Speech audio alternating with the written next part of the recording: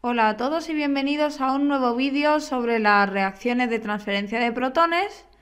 Hoy vamos a tratar el tema del pH y el pOH.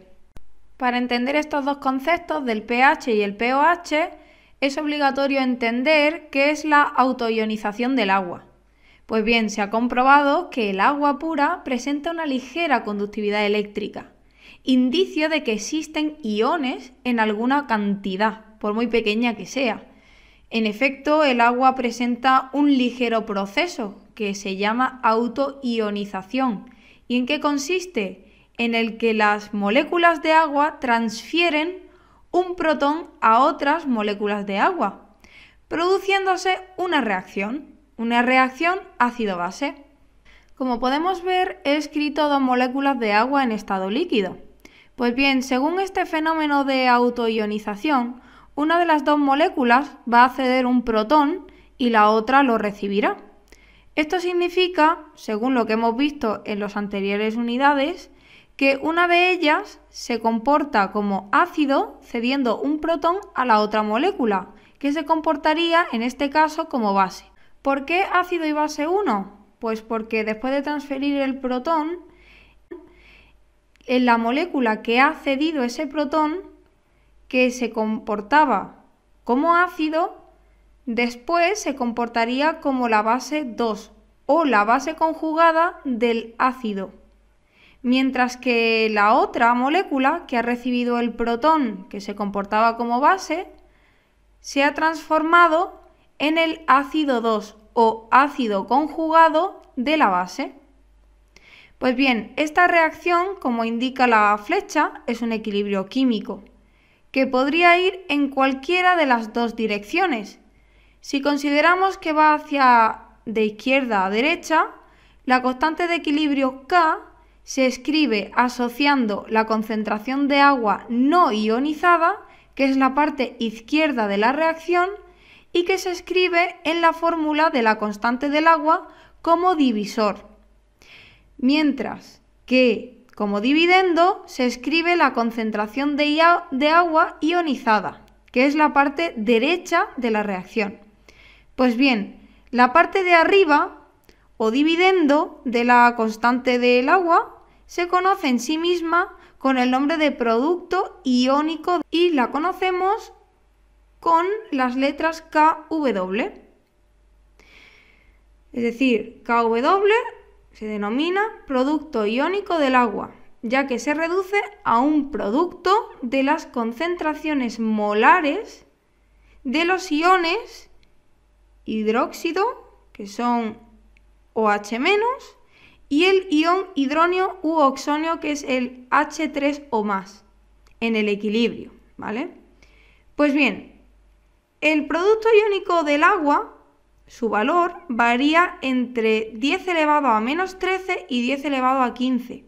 Pero cuando nos encontramos en condiciones normales, que normalmente es una temperatura de 25 grados Celsius, su valor es de 10 elevado a menos 14.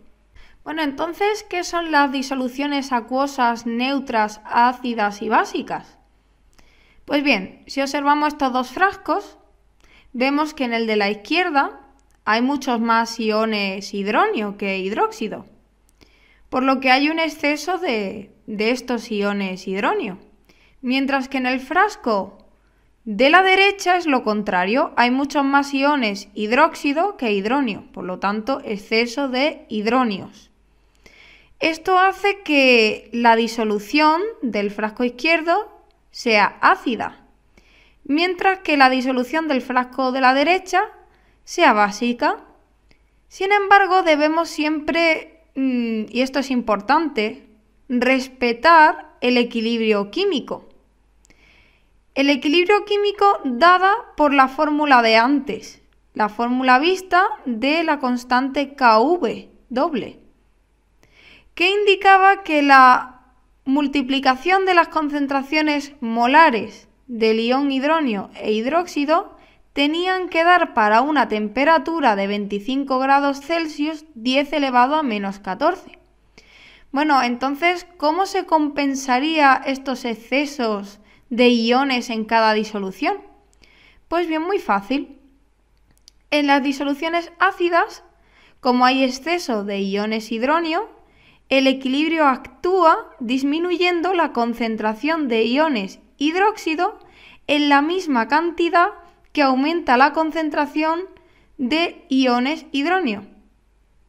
Mientras que para las disoluciones básicas, que es el frasco de la derecha, sería al revés. La constante Kw se mantiene disminuyendo la concentración de iones hidronio en la misma cantidad que aumenta la concentración de iones hidróxido.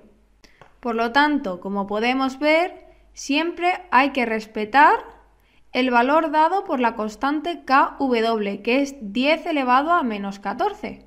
Por lo que si tenemos una disolución ácida, como vemos, la concentración de iones hidronio es mayor a 10 elevado a menos 7, mientras que la concentración de iones hidróxido es menor que 10 elevado a menos 7, siempre y cuando den lugar al valor 10 elevado a menos 14. Tienen que compensarse estos valores de concentración. Mientras que, por otra parte, la disolución básica, como vemos, el valor de la concentración de iones hidronio es esta vez menor a 10 elevado a menos 7, mientras que la concentración de iones hidróxido es mayor a 10 elevado a menos 7. Una vez más, compensamos el exceso de unos iones u otros para siempre obtener un mismo valor, que es el 10 elevado a menos 14 para nuestra constante Kw. Bueno, y entonces, ¿qué son las disoluciones neutras? Pues bien, un ejemplo es la reacción que acabamos de ver de autoionización del agua, en la cual por cada ion hidronio que se forma, se produce también un ion hidróxido. Por lo tanto, en el agua pura, la concentración molar de los dos iones es la misma. Como podemos ver, la concentración de los dos iones es 10 elevado a menos 7. Una vez más, cumplimos el requisito del equilibrio, que es dar un valor de 10 elevado a menos 14. Pues bien, las concentraciones de iones hidróxido e hidronio en las disoluciones acuosas son cantidades muy pequeñas y de incómodo manejo. Por ello se emplea una forma más práctica de medición, que es la medición de la acidez y de la basicidad en estas disoluciones, que se conoce como la escala del pH. Bueno, pues la escala del pH fue introducida por el químico Sorensen y, por definición, el pH de una disolución es el logaritmo negativo de la expresión numérica de la concentración molar del ion hidronio. También he de remarcar que el pH es una cantidad adimensional, es decir, no tiene unidades. Bien, pues de acuerdo con esta definición y teniendo en cuenta que la constante Kw a una temperatura de 25 grados Celsius siempre tiene que valer 10 elevado a menos 14, se obtiene la escala del pH, que varía entre 0 y 14, siendo los valores menores a 7 para las disoluciones ácidas y los valores mayores a 7 para las disoluciones básicas. Lógicamente, las que tengan un pH igual a 7 serán las disoluciones neutras. Como conclusión podríamos decir que si nos referimos a la acidez, la acidez de una disolución, aumenta conforme disminuye el valor del pH y viceversa. Pues bien, existe otra medida que es contraria al pH, que se denomina el pOH. ¿Y qué es el pOH de una disolución? Pues por definición es el logaritmo negativo de la expresión numérica de la concentración molar, en este caso, de iones hidróxido. Pues bien, el pOH es también una medida adimensional, al igual que el pH, no tiene unidades. Y hace exactamente lo contrario al pH. ¿Cómo que lo contrario? Pues sí, porque cuando las disoluciones son ácidas, el pH es menor a 7, mientras que el pOH es mayor a 7. Para las disoluciones básicas también hace lo contrario. El pH es mayor a 7 y el pOH es menor. Sin embargo, cuando estamos en una disolución neutra, el pH y el pOH valen lo mismo, valen 7. ¿Y hay una relación entre el pH y el pOH? Pues sí, y la deducimos a través de la expresión del producto iónico del agua, ¿cómo no? Bien, pues si cogemos esa ecuación, esa multiplicación entre concentración de iones hidróxido e hidronio, y escribimos logaritmo en ambos miembros de la ecuación, también pasaríamos a tener un valor de menos 14 si hacemos la suma del logaritmo de la concentración de iones hidronio con el logaritmo de las concentraciones de iones hidróxido. Si multiplicamos, pues esta expresión por menos 1, para hacer el valor 14 positivo, sería menos logaritmo de la concentración de iones hidronio menos logaritmo de la concentración de iones hidróxido igual a 14. Y esto es nada más ni nada menos que la fórmula del pH y la del pOH, por lo cual deducimos que el pH más el pOH da igual a 14 o es igual al valor 14.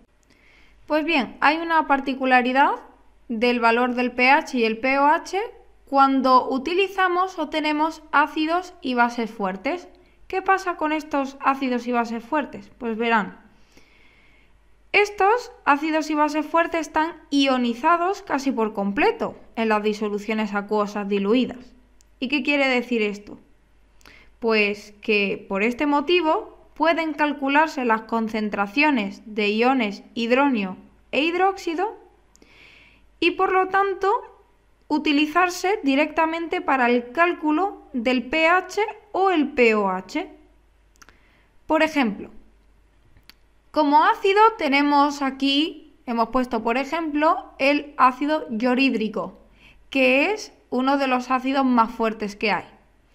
Como es un ácido muy fuerte, tenemos que la concentración de este ácido es 0,015 molar. Pues bien, como está casi por completo ionizado, podríamos tomar esta concentración molar del ácido como la concentración de los iones hidronio.